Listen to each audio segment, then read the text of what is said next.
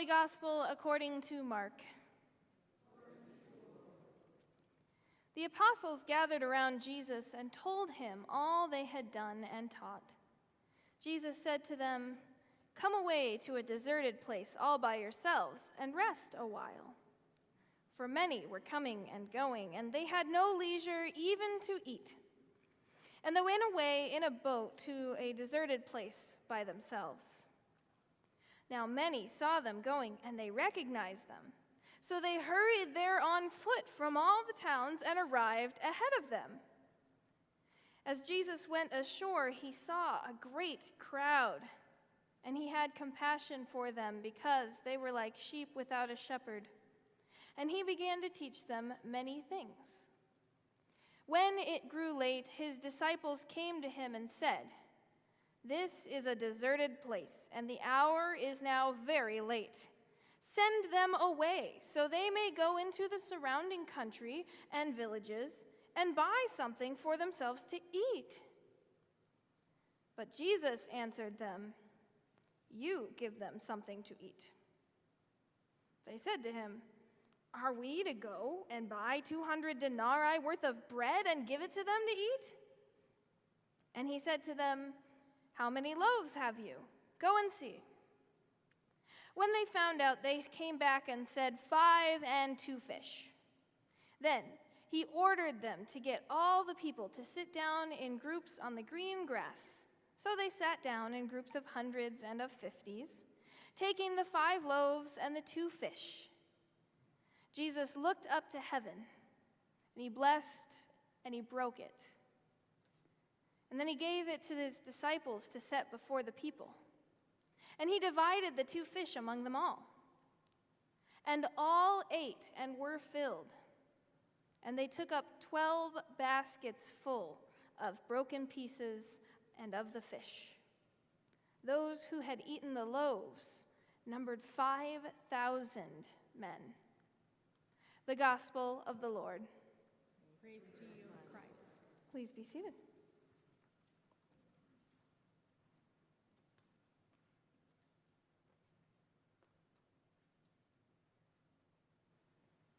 Grace, mercy, and peace to you from the God who is, who was, and who is to come. Amen. When have you seen God answer prayer in a surprising or unexpected way? I want you to think about that. I would like to tell a story of my own, a miracle that I have witnessed. And some of you have heard this story. I did tell it once before several years ago. But I still get goosebumps when I think about it, and I hope that you find it impactful as well, because every time we get around to one of the gospel stories about the feeding of the 5,000, I think of this thing that happened in my life. It all started several years ago when I was working as a support staff in the kitchen of a Bible camp. Every single week at that camp, we offered PB&J sandwiches as an alternative option for kids who didn't like the main course during lunch or during dinner, so they always had something to eat. On this particular week, it was Tuesday morning about 10 o'clock, and I was preparing the lunch food for noon, and I went to go get the loaves of bread that we used for the peanut butter and jelly sandwiches. To my dismay, I found 1 loaf of bread. Looking around high and low, I searched for more because surely there had to be more than just 1 loaf of bread. I asked the head cook, "Where is the bread?" And he told me where, and it was where I had already looked. And I may not be great at math, but I do know enough to know that 1 loaf of bread cannot possibly provide for 300 people for 1 meal, let alone for lunch and dinner over the course of the next 4 days. So I tried to come up with solutions because the head cook said, "You figure it out. I have to make lunch." And I thought to myself, how tiny can I slice the bread? Each slice. That's not going to work. Okay, what else? Well, telling people they can only have 1 sandwich. No, that's not going to work either because, again, 1 loaf No matter how few sandwiches, it's not going to work. I asked the head cook, can we put in an order for bread? He said, well, we could, but it won't be delivered till Thursday. Too late. And time continued to tick onward while this was happening, and I started to panic because he said, this is your job, figure it out. So I asked him, what are we supposed to do? And he looked at me dead in the eyes. I'll never forget this. He looked at me with all seriousness and said, we need a miracle. Okay, thank you very much. So naturally, I started planning for when I would get fired from this job. Because I knew that one loaf of bread wasn't going to be enough. And there was no way, in any way, shape, or form, barring an actual miracle, that there would be enough. And I got more and more frustrated as I watched the clock tick minute by minute, second by second, closer to when lunch was supposed to begin. And the cook, instead of making lunch, annoyed me further because he began to pace and mutter to himself over and over again, we just need a miracle. We really need a miracle. We just need a miracle. That was not helpful to me. And so finally, after staring at the bread on the table, wishing, kind of hoping that something miraculous would happen, that it'd just begin to multiply before my very eyes, I kept listening to him say over and over, we need a miracle. And eventually I got so tired of it, I shouted at him, well, I don't have a miracle. I don't. I was at my wit's end. There was no options left. I was not expecting a miracle to happen at that point. But this is the part that gets me to this very day, because at the moment that I shouted at the head cook, I don't have a miracle, at that moment, somebody knocked on the back delivery door. And that was strange because not many people have access to that door. So I asked the cook if he had ordered anything. He said no. I said, well, who's at the door then? He said, I don't know. You should probably find out. So I go to the door, and in front of me as I open the door is a friend of mine who lives an hour and a half away from the camp, who was not anywhere in the area last I checked.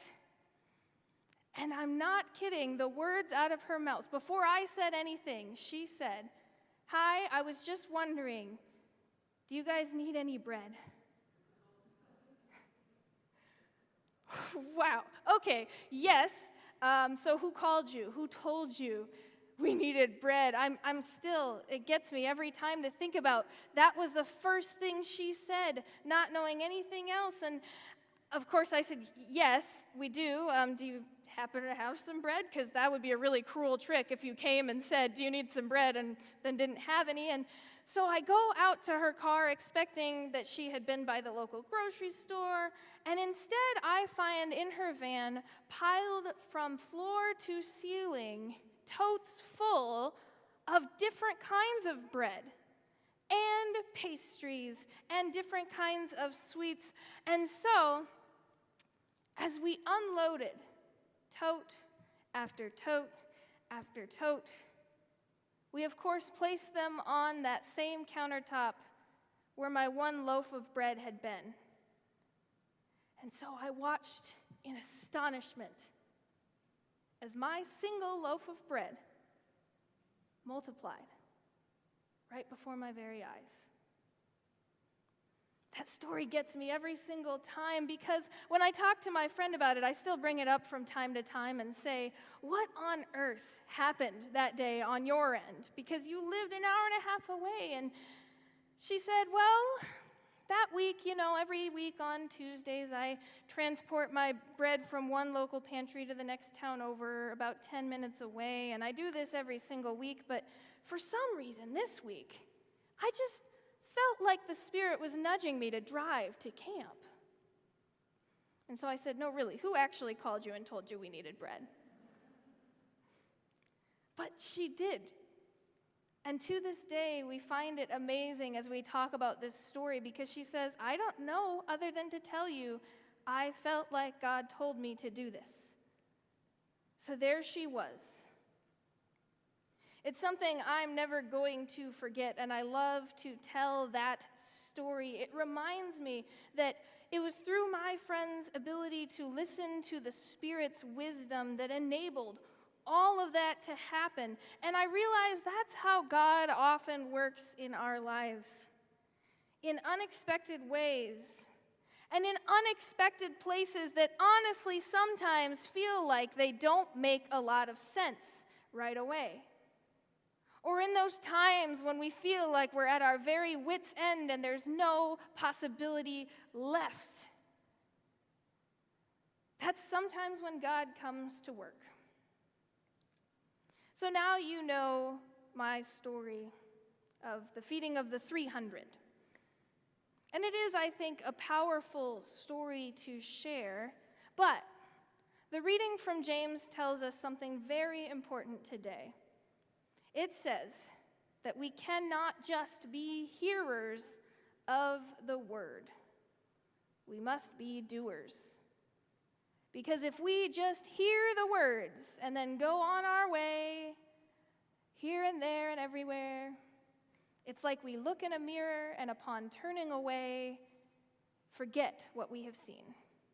We forget what we have heard, and so today, you now get the answer to why I have those pieces of paper and pencil for you. We are going to practice being doers, not just hearers. So that question that I asked at the beginning is going to come up on a slide. When have you seen God answer prayer in a surprising or unexpected way? And I'm going to give you a few moments with your paper and pencil to write down an answer to this question. Now, you may not have a story like the one I told. Maybe you thought of something right away. Maybe it'll take you a few minutes. But I guarantee every single one of you has a story to tell. Because God is working in your life. And this exercise is an invitation to consider the ways that might be true. So whether it's bullet points, a few sentences, take this time. Truly, I'm going to pause, write down an answer to this question. When have you seen God answer prayer in a surprising or unexpected way?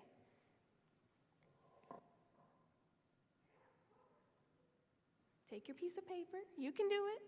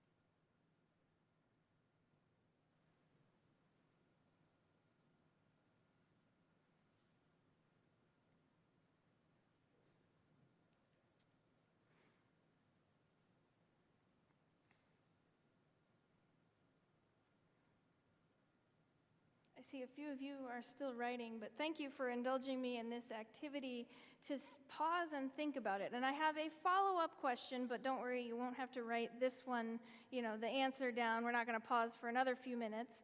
The question is this: what, as you think about that story, is the wisdom of the Spirit nudging you to notice about it? So the question is up on the slide if you want to write down the question real quick so you can think about it later, take a picture, or just remember the question of what is the wisdom of the Spirit as we think about being grounded in God's wisdom, nudging you to notice about the story that you wrote down. And who can you share that story with this week? The thing is, you all have amazing stories to tell. They may not all be seemingly dramatic or 5 minutes long, but every story that you have to tell is important. Because that is how we are witnesses to Christ. It goes beyond Sunday morning. It goes beyond hearing a sermon and spending time in worship, because this is what the Scripture's talking about when it says we hear things and we go away and then we forget. By Monday or Tuesday or Wednesday, when someone says, "How was worship this week?" you say, "It was great, I loved it, I loved the sermon, it made me think." And they say, "What did you think about?" Well, it was something. It was really good. Okay, well, what was good about it? I liked it. I remember I liked it. That's what being hearers of the word, that's what happens to us.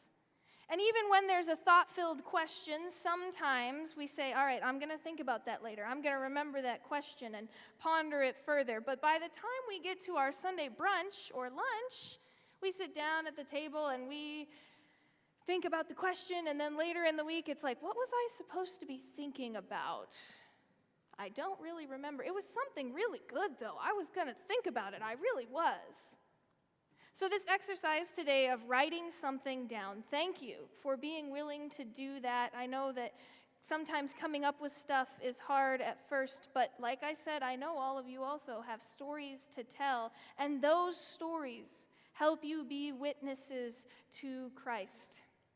Those stories help ground you in the wisdom of the Spirit all week long, so you can share stories of God's miracles in unexpected places. So as you continue to wonder, to listen for what God might be telling you through that story, remember to ask, who might you share that with this week? Find somebody to share it with. A friend, a family member. Don't hold somebody hostage in the grocery store, but you can tell somebody a story. Because we are more than hearers at Advent. I know we are, and I know we can do it. We are more than hearers of the words on a Sunday. Together, as followers of Jesus Christ for the sake of the world, walking in grace, covered, called, grounded, and sent, our mission statement, together, we are doers. So although I'll ask you to put the pencils back after worship, keep that piece of paper with you. Find someone to share it with, the story. It can be me. I'd love to hear the story. But find someone to share that with this week. And practice being a doer, not just a hearer. Amen.